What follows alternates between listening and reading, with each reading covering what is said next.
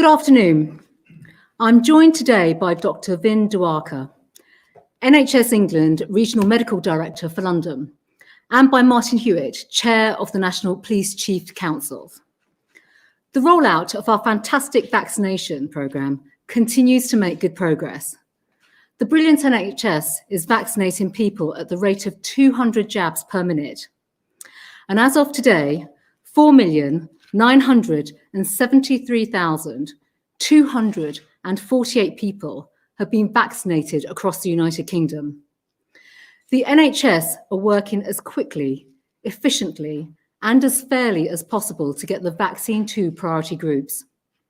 And I want to take this moment and opportunity to counter some of the disinformation about the vaccine, especially any messages targeted towards those from an ethnic minority background. This vaccine is safe for us all. It will protect you and your family. It is our best chance of beating this virus. So I urge everyone across our wonderfully diverse country to get the vaccine when their turn comes to keep us all safe. But sadly, we are not out of the woods yet. This virus remains severe, and it is a deadly threat.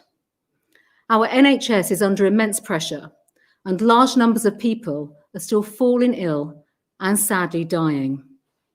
So it is absolutely crucial that you stay at home to protect the NHS and save lives.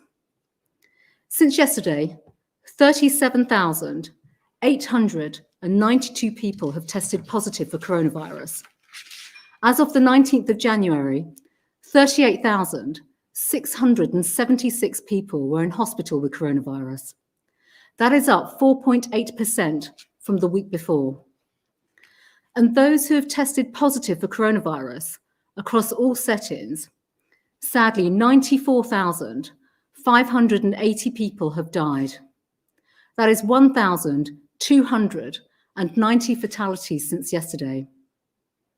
Every death is a tragedy, and these numbers demonstrate that this country remains in the grip of a pandemic. My thoughts go to all of those who have lost loved ones. The sacrifices that millions of you are making day in, day out are starting to make a difference. And by staying at home, you are helping to keep those you care about safe and also contributing to this national effort. But there is still a small minority who refuse to do the right thing. And to them, my message is clear. If you don't follow these rules, then the police will enforce them. Police officers are now moving more quickly to handing out fines when they encounter breaches, and they have my absolute backing in doing so. As we have done throughout this pandemic, we are constantly reviewing our approach to ensure that we can crack down on those most serious cases of rule breaking. And today I can announce that next week we will be introducing a new £800 fine for those attending house parties, which will double for each repeat offence to a maximum level of £6,400. These fines will apply to those who attend illegal gatherings of more than 15 people in homes. The science is clear. Such irresponsible behaviour poses a significant threat to public health, not only to those in attendance, but also to our wonderful police officers who attend these events to shut them down. From the outset, we have given the police the necessary powers to enforce the rules which are in place to stop the spread of this virus. And as these latest measures will demonstrate, we will not stand by while a small number of individuals put others at risk. I want to take this opportunity to pay tribute to our police forces and our fire services for their extraordinary contribution throughout this pandemic. They're out there every single day supporting our communities, risking their own health to keep us safe.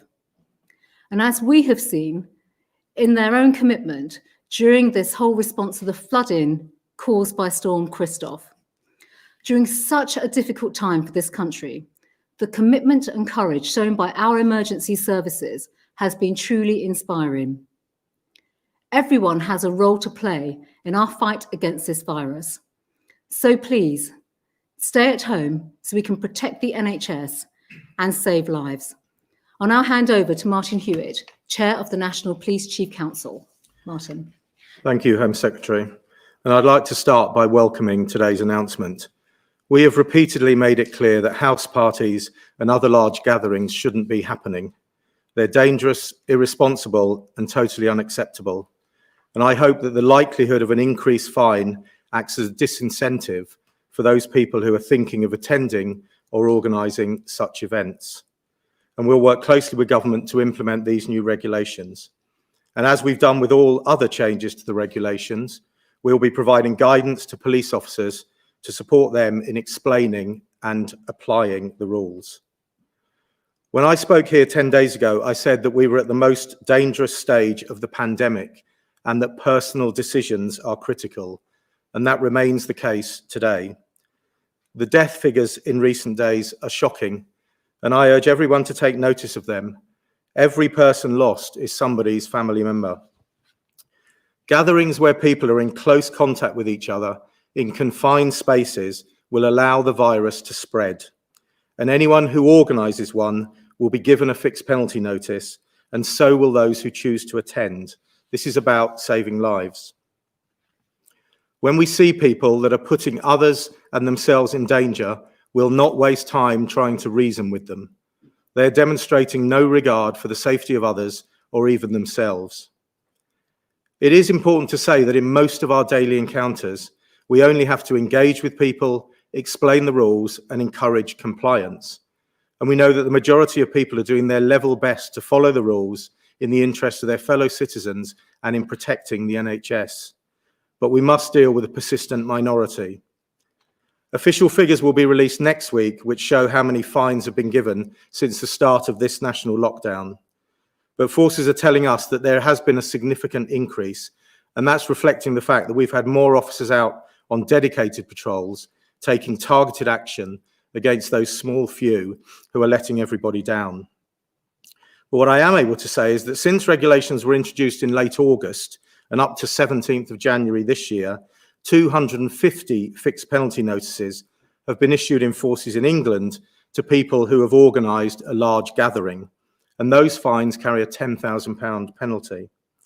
And I make no apology for those fines, which are being given in the most serious cases where those organising those gatherings are selfishly putting lives at risk. And now, anyone who attends one of these big parties can expect to receive an £800 fine. And to illustrate what we're having to deal with across the country, let me give some recent examples. So last week in Brick Lane in London, following reports from neighbours, officers attended a house party where there were more than 40 people cramped indoors. Those people in there were hostile to the police. 3 officers were injured and 1 actually required hospital treatment. And we also found drugs on the premises. And in that case, arrests were made and fines were issued. A house party in Hertfordshire with over 150 people attending was stopped. They had music equipment, mixing decks, amplifiers, all being used by the organisers. Neighbours had contacted us after seeing an unusual number of cars outside. Multiple fines were given in that example, equipment was seized, and sadly, again, an officer was injured in dealing with that issue. In a slightly different sense, an officer who took part in an operation in Bournemouth policing an anti-protest lockdown has since contracted the disease and had to be admitted to hospital.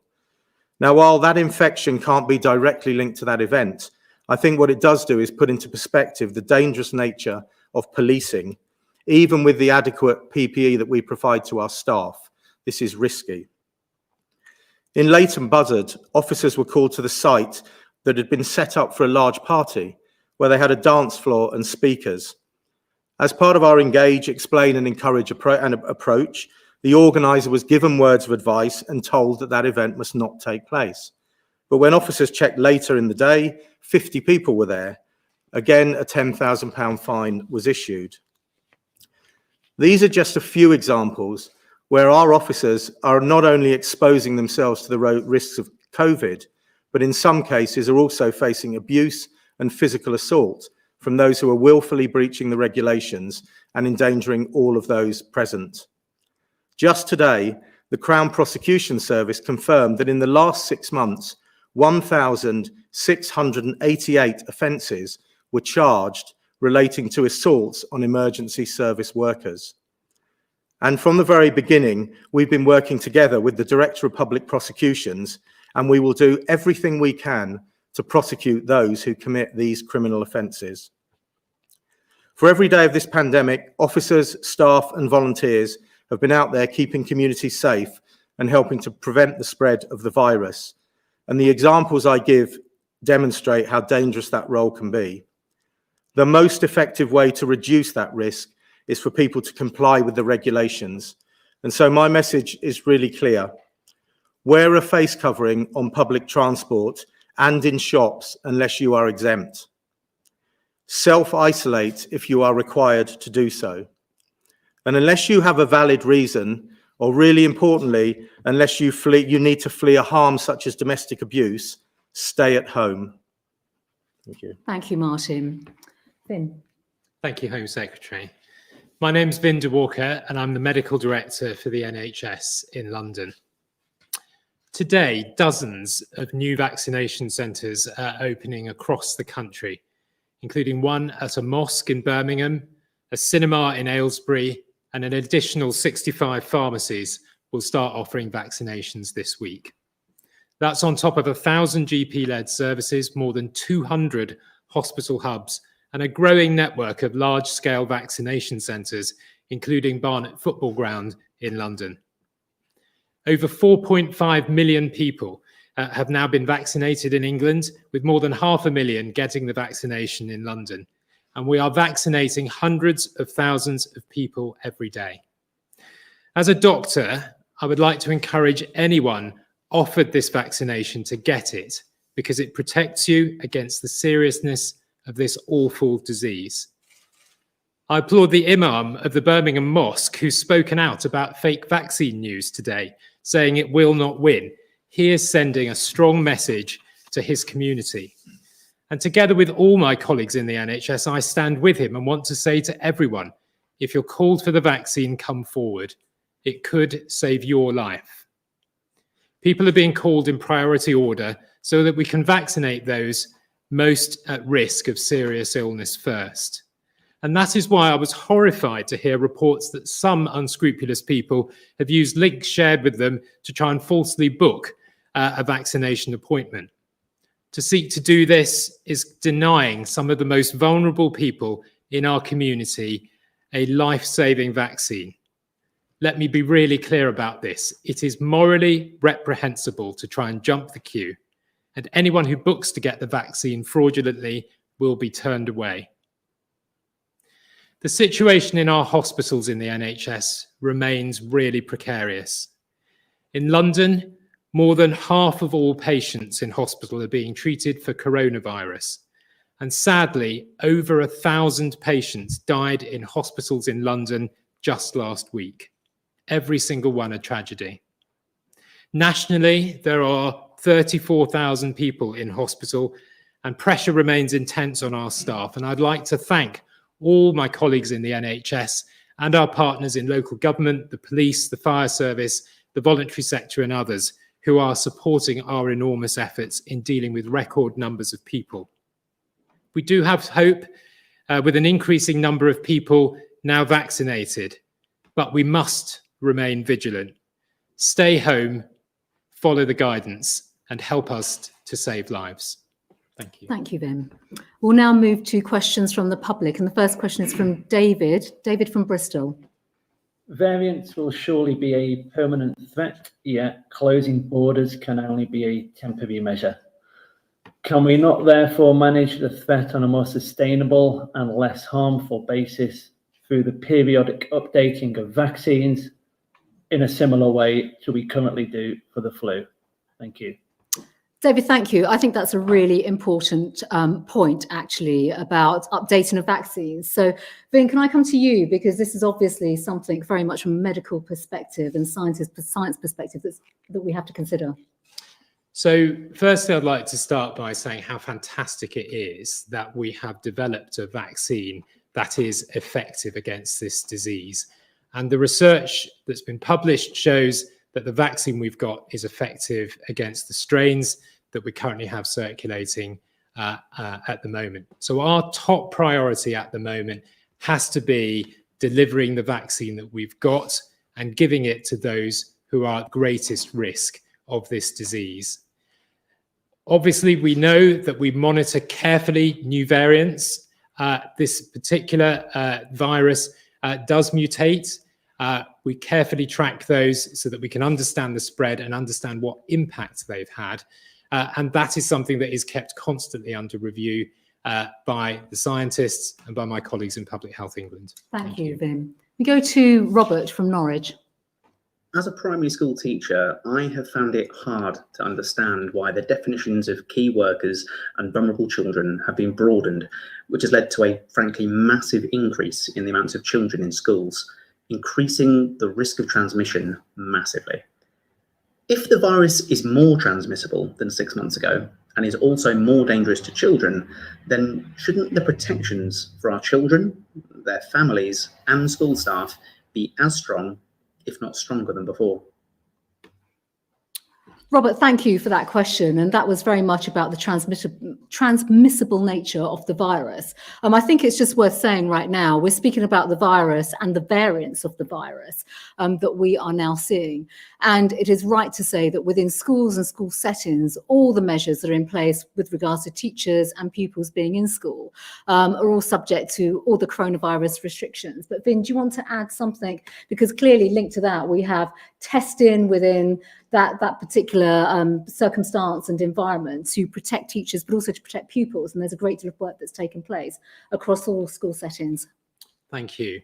So I think that firstly, I'm really grateful to every single member of frontline staff and key workers for the efforts that they are making, putting themselves on the front line every day.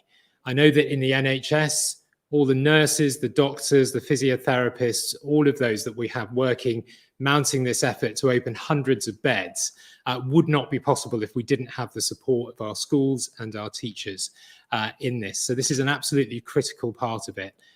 Clearly, there's a difficult balance to be struck in deciding how to apply how to broaden out the definition of a key worker. But the important bit is that we know that schools have clear guidance on how to make sure that they're safe, that will reduce the spread of this virus. And that is the key bit, I think, that we have to be clear about here. Thanks, Vin. We'll now move on to Vicky Young from the BBC.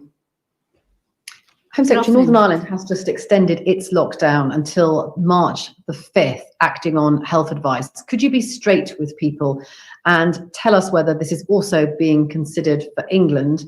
And also on travel, are you pleased that the Prime Minister has finally come around to your way of thinking, which you expressed back in March, that tighter checks and restrictions are needed at the border? And if I could ask the doctor a question as well, please, is the NHS getting all of the vaccine supplies that it needs? Thank you, Vicky. Well, first of all, with regards to lockdown measures, look, you've heard the numbers today. We are in the midst of a global pandemic, and I'm afraid to say, when you look at the number of people being hospitalized, and also sadly and tragically, the number of people who've died because of this dreadful, dreadful disease, we have these lockdown measures. It's right that we, have stringent measures in place, particularly to safeguard, as Dr. Dwarka has said as well, the efficacy of this incredible world-leading vaccine rollout program that we have. So, it's too early even to speak about other measures, but quite frankly, the advice right now is clearly to stay at home because of the situation that we are in. And then, of course, when it comes to measures, you've mentioned borders and travel. It's right that the government does everything that we can right now, number one, to protect the rollout of this vaccine. But just look at the stringent measures that we have brought in place. We have now, the public need to show proof of a negative test. We have quarantine. We have the passenger locator form. We've taken action at the border when new strains of the virus have appeared, such as the South African virus and also the Denmark virus. All our measures are constantly under review, particularly now we see mutant strains, and it's right that we take every single precautionary measure so that we can safeguard the delivery of this vaccine. Vin. Thank you. So I think the first thing I would say is that it is very early, but we are seeing some glimmers of the impact of the lockdown in the NHS. So in our general and acute beds, in 999 and in the 111 service, we have seen the number of people with coronavirus falling since last week. But that has not fed through to intensive care, the most seriously ill people. And that is because in this illness, people become more unwell at about 7 to 10 days into the illness. That is where they deteriorate, go into hospital, and may need intensive care. And so actually in London, the numbers of patients in intensive care beds went up yesterday, didn't go down. So it is far too early to be thinking about the lockdown, but there are early signs of hope because the lockdown measures we currently have in place do appear to be having an impact. On the subject of the vaccine, we and our focus in the NHS is on making sure that as the vaccine supplies come in and are delivered to vaccination centres, we get on and administer it as fast as it is delivered. That we're completely focused on the first 4 priority groups. If we get vaccinate those first 4 priority groups, we will have prevented potentially 82% of the deaths that occurred during the first wave of this pandemic. And that would be a fantastic achievement. Thank you, Vin. We'll move on now to Sam Coates from Sky. Good afternoon. Good afternoon, Home Secretary. Should people be booking a foreign summer holiday at this time? Or is there a realistic chance Britain could keep its borders closed to people outside the UK until the autumn? Or could it be the case that many other countries and the EU close their borders to us through these summer months? And to Dr. Vindhuwakar, is the first wave, in the first wave, the most successful countries were those that shut their borders early? Is the best way to stop new variants coming to the UK to do this and keep them shut? Sam, thank you. Well, first of all, it is far too early in terms of to speculate around restrictions, such as the point you've just made, should people be booking a holiday? You know, we are unquestionably, and I emphasize this, think about the numbers that we have spoken about already. We have thousands of people still in hospital, pressures on the NHS. The advice is very clear. We are in a lockdown. The public should be staying at home. And our focus, of course, with regards to borders and travel, people should not be traveling unless, of course, it is absolutely critical and essential. But we have this incredible world-leading vaccine rollout program. Our focus is absolutely on delivering that vaccine, getting it to the public. And you know very clearly what the measures are at the borders in terms of quarantine, passenger locator form, the fine just on the PLF has been increased, but also the need for a test. We have stringent measures for a very good reason, because we want to protect the health of members of the public. And also we want to make sure that we can deliver and safeguard this world-leading vaccine rollout program. Thank you. So as the medical director for the NHS in London, of course, our focus in the NHS in London is on making sure that we have the beds, the staff, the equipment, the medications that we need in order to treat patients with coronavirus that need to see their GP or access our emergency services or be admitted to hospital. I go back to the answer I gave some moments ago, which is the lockdown that we have in place. There are early glimmers of hope. And I think that's a very positive sign that we welcome in the NHS. I was in a hospital in southwest London in Carshalton this morning. And in fact, knowing that I was coming here this afternoon, I said to the staff, what message would you like me to give to the British public about what they should do? And they said, tell everybody in the country, follow the rules, stay at home, help us to save lives. If I can give you an example of what's going on currently in hospitals, I visited the intensive care unit this morning.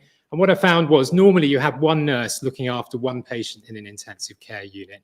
Because of unprecedented numbers of patients, we now have one nurse looking after 2 or 3 patients, supported by nurses that have come from the surgical wards, from physios that have come in who normally work in the community, supported by dentists, by medical students, and by surgeons, because we've had to bring staff into intensive care to support the care of patients.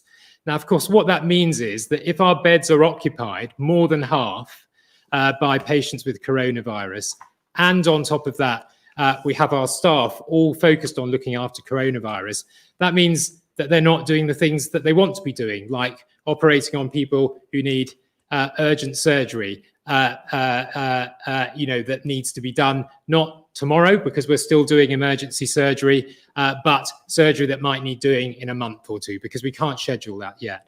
It means that we can't treat patients as urgently as we want to for some of the things that we think are important, such as cancer surgery and so on. So it's absolutely vital that for the public, the key message is help us to help you, stay at home, follow the guidance, and help the NHS manage this coronavirus pandemic so we can get on with what we're doing best and what we want to do, which is being here for everyone, not just for coronavirus. Thank you. Liz Bates from Channel 4. Liz, good afternoon. Good afternoon, Home Secretary. It does seem once again like you're blaming the public for breaking the rules when could it be that the problem is actually the rules themselves? Given the numbers, do you think it's time for measures to be stricter? And on the UK's borders, can you say now that they are secure enough to prevent these dangerous new strains from getting in? Well, first of all, Liz, in response to restrictions and measures, I've always said, in fact, Martin and across policing and all our operational partners, we are clear that the majority of the British public are following the rules. You've heard today, quite frankly, some pretty shocking examples from Martin. I hear examples like that every single day from policing, and it's really just very disturbing to hear examples of egregious breaches. And the majority of the British public who are complying with the rules will want that assurance. They want to know that when it comes to policing, that those who are breaking the rules are being fined. And these egregious breaches are costing lives. So, we've always said all our measures are completely under review. And when it comes to policing, we continue to work with our operational partners on the type of fines and restrictions and the measures that we put in place. And that has always been the case throughout this pandemic. It is right that we are doing everything at the border, whether it's quarantine, whether it's passenger locator form, whether it's now the testing that we've brought in, and obviously the checks on travellers as well, to do everything that we can possibly do to protect the rollout of the vaccine, and obviously to protect us, to protect the British public and also our vaccine from new strains of the virus. And that is why we've always said all measures are under review. We have this incredible vaccine rollout programme, a great British success story right now. And it's right that we focus on protecting the vaccine, safeguarding, getting the needle into people's arms, the most vulnerable, so that we can save lives. And that is absolutely our focus. Of course, thanks, Martin. Liz, I would be really clear, we are not, and we have never blamed the public. From the very outset of this, we have worked with the public. That's been the stance that we've taken for the last 10 months. And as has already been said, the vast majority of people are trying their level best to follow the guidance, follow the rules. And we all accept the rules have changed over time. The risk has changed and it is complicated, but we've had police officers out there explaining. But we have to focus on those people who are deliberately breaching those rules and putting people at risk. When you have 150 people coming together for a party, I don't accept that any one of those people didn't understand the risk that they were taking. I don't accept that they didn't understand that that was breaking the law. And we are standing here today with over another 1,200 people died today. And I think people just need to understand that. So it's not about blaming. The majority of the public have worked really hard in difficult circumstances. All of us have, altering our lives, but we really do have to focus on those people who are completely irresponsible, because that is what leads to the situation that we've just heard in the intensive care units. Thanks, Martin. We'll move now to Jason Groves from the Daily Mail. Jason, good afternoon.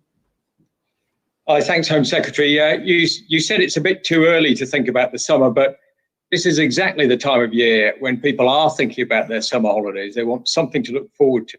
Can you be clear with people, if they are thinking about booking a holiday now, should they think twice? And Dr. Diwakar, you talked about the situation in London right now. You know how many cases are coming through the pipeline. The review of the lockdown is up in 3 weeks' time. Can you see any circumstances in which you will be advising government to lift any element of it, whether it's schools or anything else? Jason, thank you. You've made a valid point in terms of the public and looking forward. But I do want to absolutely emphasise what I've said earlier on. It is simply far too early to even contemplate where we go with restrictions. And I do just want to bring everyone back to some of the numbers that we've spoken about. Yesterday, 1,290 people have died. The numbers really illustrate, as Dr. Dewaka has said himself, in terms of the pressures on the NHS and the hospital. It's right that all our measures are under review. That is inevitable. But right now it's far too early to say or even speculate when we can lift restrictions. And I do want to just come back and emphasize our priority is to make sure that the most vulnerable people are vaccinated. And that is why this vaccine rollout program is just so critical. It's important, it's crucial to saving lives, which brings us very much back to the fantastic work that our colleagues and all partners are doing on the front line, not just in police and fire, but in the NHS. Vin. Thank you. So I think the first thing I would say is that I've been the medical director for the NHS in London since the start of this pandemic. And if there's one thing I've learned, it is you can't look more than a few days and potentially a couple of weeks ahead of yourself. And you can only make decisions based on the information that you have in front of you at the time about the trends. So I completely agree with the Home Secretary. It's far too early to be looking forward to the sorts of timescales that you're talking about. The second thing from the public is that, on behalf of the NHS and all NHS staff, I know that this lockdown is really hard. If you're a parent and you're homeschooling, if you're someone who lives on their own and you're lonely, if you're someone that's been furloughed, on behalf of the NHS, thank you, because you are saving lives and you are helping us to save lives. The third thing is, and I said this last week, this is the biggest health emergency to face this country since the Second World War. For me and for my colleagues in the NHS, breaking the rules in the way that's been described today is like switching on a light in the middle of a blackout in the Blitz. It doesn't just put you at risk in your house, it puts your whole street and the whole of your community at risk. And that is why it is absolutely critical that for now, based on the information we've got, please follow the rules, please stay at home, please help to save lives. Thank you. We'll now go to Steve Swinford from The Times. Steve, good afternoon.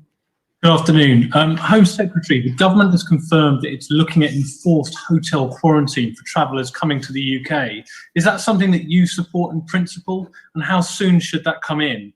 Mr Hewitt, Downing Street has rejected a request by Dame Cressida Dick for frontline police officers to be vaccinated ahead of those who are in their 50s and 60s. Do you think Number 10 should reconsider, and is that something you think the Home Secretary should look at? And lastly, Dr Dewaka, do we have any figures for what proportion of people are refusing to have coronavirus vaccines and how this differs by group? Is there any group that you have particular concerns about? Steve, thank you. Well, first of all, you're speaking about speculative measures from what I can tell. And I've already been clear about the very strong and stringent measures that have been brought in place. Testing, passenger locator form, quarantine, and also the fact that carriers themselves are fined for not actually complying with many of these rules, particularly on the passenger locator form. Before I hand over to Martin on vaccination of frontline workers and police officers in particular, I think it's really worth me just emphasising that, of course, vaccine rollout and the prioritisation as to who has access, who will get the vaccine first of all, is down to the Joint Committee for Immunisation and Vaccination, and they're the ones that have decided the categories. That said, we are working, and Matt Hancock and I are working, and the government collectively, to look at the next phase. We've always said that this would be in a phased approach, and it's right that we take that approach, because right now we are focusing on the most vulnerable people that could die from coronavirus if they did not get this vaccine. Martin. Thank you, Steve. So, of course, I agree with Cress, and I want police officers and police staff to be vaccinated at the earliest opportunity that can happen.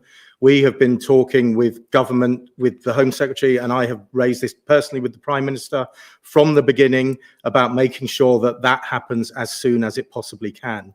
And the reason for that very clearly is I've described some of the situations that our officers are in, and we've been doing this for the last 10 months, and police officers are out there, And of course, they're often going into situations where you have no idea whether somebody may or may not be positive for COVID, but they are getting on and doing their job. So it's really important that we protect our officers in every way we can. And of course, the sooner we get officers vaccinated, then that means that we are absolutely resilient in terms of our numbers to carry on and do all the other policing that we're doing as well. So we have been talking from the outset. I'm confident that our position is really well understood. And as the Home Secretary said, as the body that is deciding on the vaccination works through, we will keep pressing for police officers to be as high up the list as they should be. Thanks, Martin. Vin. Thank you. So I wonder if you could just repeat the question that you had directly to me. Thank you. So Dr. Dwarka, I was asking, do we have any figures for what proportion of people are refusing to have coronavirus vaccines and how that differs by different groups? And is there any group that you have particular concerns about? Thank you. So the first thing I'd say, and you can tell this from the pictures that we've seen on our television screens and in our newspapers from vaccine centres today, there is a huge amount of acceptance of the vaccine from people that are being offered it. And of course, our focus at the moment, up until February the 15th, is to make sure that the vaccine is offered to people who are in the most at-risk groups. So there's a real sense of positivity in the vaccine centres and a real sense of excitement. I had somebody that I saw having their vaccine the other day, and they said to me afterwards, they said, "Thank you, doctor, you're going to give me my life back." So there's real sense of hope. Now, of course, we do have communities who do have entirely legitimate and understandable concerns about the vaccine. So we do know, for example, that in some of our Asian communities, in some of our Black communities, there are long-standing concerns that actually go back generations because of the history, in the way that people were brought up by their grandparents who were told by their grandparents that experiments were done in the early part of the last century, that unethical experiments were done, way back in the 60s. I am convinced as a doctor, having looked at all of the research, looked at the processes that we have through the Medicines Health Regulatory Authority, this is a safe and effective vaccine. The things that happened historically in the past have not happened now. We have good research evidence, and I would urge people who are offered the vaccine to come together. We are here and we will be absolutely tireless in working with our communities, working with those who've got concerns, working with faith leaders, community leaders, colleagues in local government to make sure that we will answer any question that anybody has and any concern that anybody has to encourage people to come forward and take up their appointment. Vin, thank you for that. We will go to Rachel Wearmouth from the Huffington Post. Rachel, good afternoon. Hello. Hello, could I ask these two questions of you, please, Home Secretary?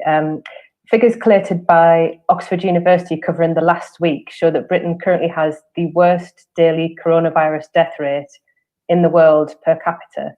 Do you think that in hindsight, the easing of rules over Christmas was a mistake?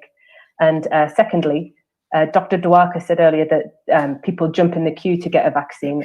It's morally wrong. So would the government consider penalties such as fines for this in some cases? Rachel, thank you. Well, I think first of all, I have frequently said, in fact, all my colleagues across government have always said, when you look at the level of transmission, but also the devastation, coronavirus has impacted everyone's lives across the country, but also with the number of people that have died. This is an absolute tragedy. And I think importantly, right now, in terms of our own approach as a government, our approach has always been informed by the professional advice from scientists, from the scientific advisors, from the medics who advise government. And that has always remained the case from day one and continues to remain the case too. With regards to the queue jump in, as you put it, around the vaccine, I completely echo the words of Dr. Dwarka. Quite frankly, it is morally reprehensible because these individuals are putting the lives of vulnerable people at risk, the most vulnerable that have been prioritised by the government to receive the vaccine, because they are vulnerable in the sense that they are susceptible to not just contracting the virus, but could die from this deadly, deadly virus. So as I have always said, we say as a government as well, all our measures are under review. But quite frankly, right now, our world-class, world-leading vaccine rollout program is there for the most vulnerable people. We've prioritized our cohorts and our groups, and our focus is getting that vaccine to the most vulnerable to make sure that we can protect them and obviously protect others in the community as well. Thank you. Thanks, everyone.